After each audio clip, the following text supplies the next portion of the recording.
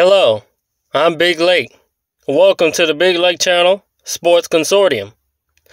And today, I'm going to talk about the NBA. Now we are about 2 weeks away from the All-Star game, and we have our first significant trade.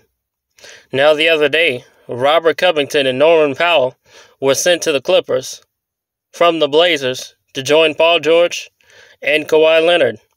They are both injured right now.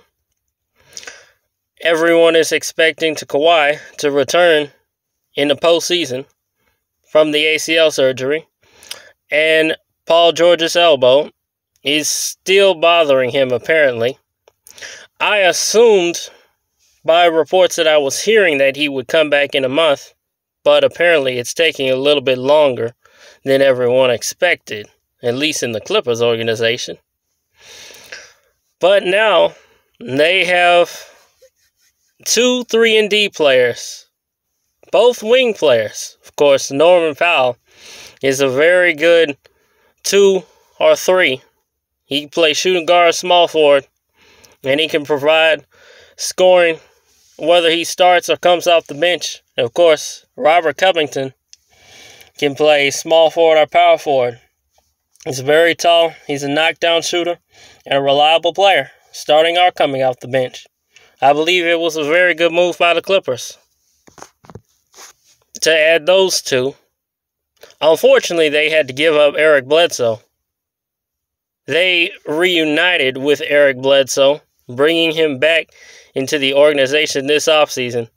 But with Reggie Jackson in his starting role, I suppose they felt like they didn't need him at the time.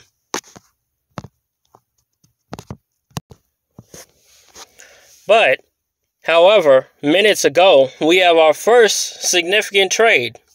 Caris LeVert, according to Rick Carlisle, in the pregame interview, was sent to Cleveland. And you'll never guess who the Pacers are playing today. Cleveland. They're about to play in a few minutes. And I'm probably going to watch that game in between the Hawks and the Mavericks. I was not expecting that trade, especially after Caris LeVert scored 44 against the Bulls the other night. Cleveland is making some power moves. They are the 4th seed in the East right now, and they're 2 games back of Chicago. So, I think personally that that's the best trade Cleveland has made since sending Andrew Wiggins to Minnesota for Kevin Love. Now, of course, Cleveland has not been good since LeBron left, at least playoff-wise. And they're missing Colin Sexton because he tore his ACL back in November. I heard a report that said he was starting to walk without crutches about 4 days ago. But of course, we know he will not be returning this season. But this is a very promising turn of events for Cleveland. It clearly appears that they are trying to contend in the Eastern Conference right now. Now, there aren't that many games separating 1 through 8. Much less 1 through 10 if you're including the play-in tournament. But it appears that Cleveland is very serious about making the playoffs this year.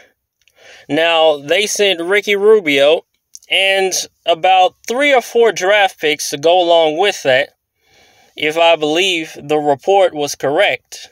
I'm not sure about the full details. You'll probably have to check them yourself. But watch out for Cleveland. Is all I have to say. This is a very interesting development.